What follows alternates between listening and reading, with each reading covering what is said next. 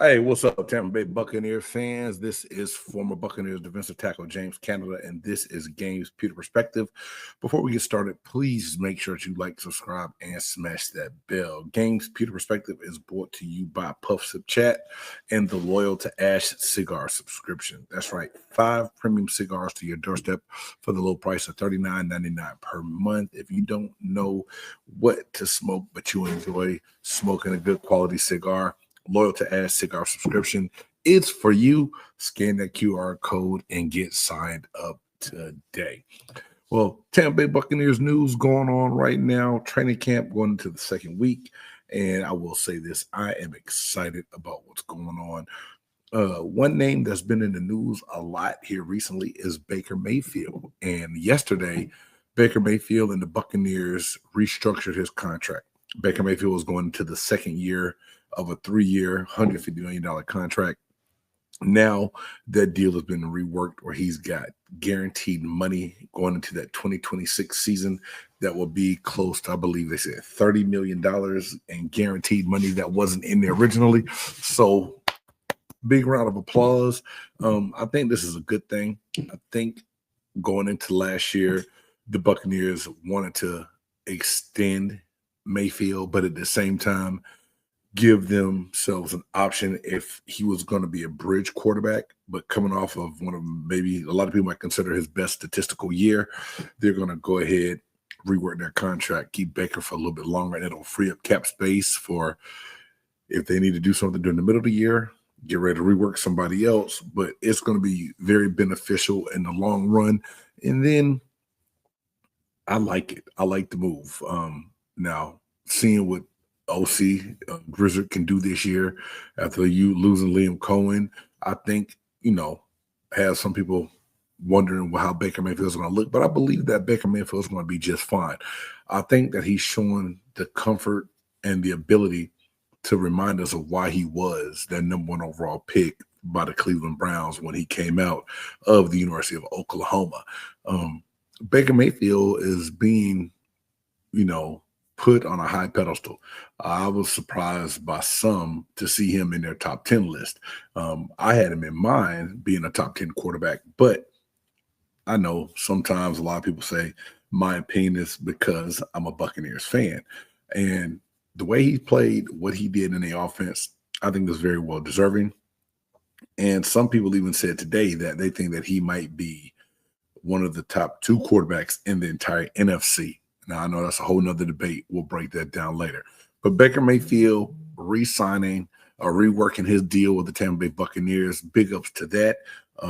Other news, I did a player profile spotlight the other day on some people that I want to watch out for. And I just know Bucky Irving, y'all, is, one of those people that I've been looking at. And, the season that this guy had as a rookie, 4th-round draft pick out of Oregon, you pair him and Rachaad White up. I always said that it's going to be a great duo, but I think Bucky Irving has clearly showed that he's going to be that number 1 back, and Rachaad White will be that number 2 back.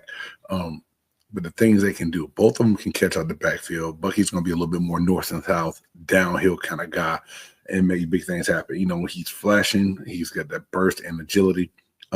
The Bucs love his big play potential.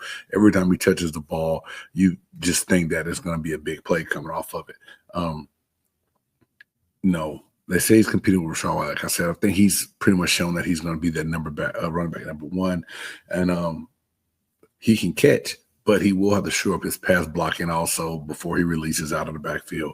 But other than that, man, Bucky Irving is really one to watch. I'm excited to see what he's going to do, and they say that he is having a great training camp as well. Also, the rookie Emeka Egbuka, he continues to make people say wow when they see him at camp.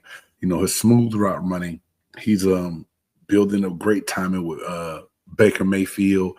He's standing out amongst the young wide receivers, and he looks very comfortable in his system right now, which is a good thing.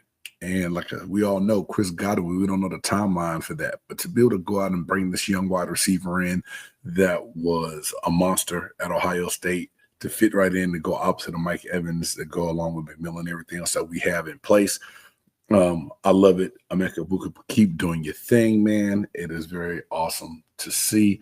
A question that I had, and I was going to do a story by itself, and I kind of changed my mind on this, but you know, some people talk about the lack of pass rush the Buccaneers had. They went out and they got Hassan Reddick, and we talked about it before here on the show that Reddick wasn't really happy with the Jets last year in New York. I don't think that what the Jets got out of him was what the Buccaneers would get out of Reddick. But thinking about Yaya Diaby, his rookie year, 7.5 sacks. Last year, I believe, was 4.5 sacks. Joe Tryon-Shoyinka is gone. So now Yaya doesn't have to play sparingly or in a rotational piece with him. Him and Hassan Reddick on the opposite side. I believe it helps open things up. And if Kalijah Kancey stays healthy on that interior and Vita Vea in that middle, I think Yaya Diaby can be a double-digit sack guy. Some might say I'm crazy, but I really think it can happen.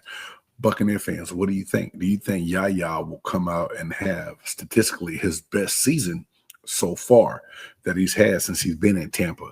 I think he will. You just look at what he did. Like I said, he's full-time starter now. This new look defensive line. I think he's going to get a little bit more one-on-one blocks. He's always been great against the run. Pursues well, but like I said, I think you keep him maybe more so to a boundary side. Let him rush on that shorter side of the field. Hassan Reddick on that wide side. Things can get really, really interesting, and I think it's going to be a good thing.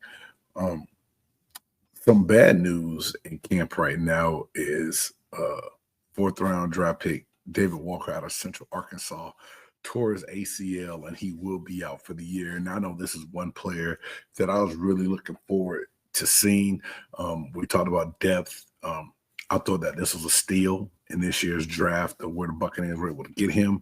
You talk about a guy that was Conference Player of the Year 4 years in a row at Central Arkansas.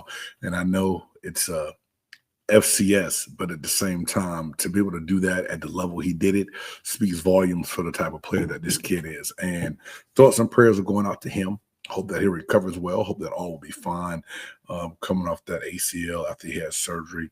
But I just really hate that happened to him. But at the same time, they got more depth with Elijah Roberts out of SMU. He's having a good camp. Everyone's saying right now. So it should be good things coming, but thoughts and prayers are just going out to David Walker after suffering that ACL injury and being out for the year. But Tampa Bay Buccaneer fans, what do you think about the Baker Mayfield contract reworking? Emeka Egbuka, how he's playing, and some of you guys who are maybe on the fence like me, wanting defense in the first round, are you now happy with the wide receiver pick? Then also, Yaya Diaby, do y'all see him being a double-digit sack guy this year? Will this be the year that he turns it on to make his presence felt? Or will the Buccaneers still be trying to figure out where they're going to get their pass rush from going into the 2026 season? Hey, it's neither here nor there. Let's take it 1 week at a time, continue to get better. Fire the cannons. It's your boy James Canada, crew since 1998, man. Y'all be blessed. And until next time, peace.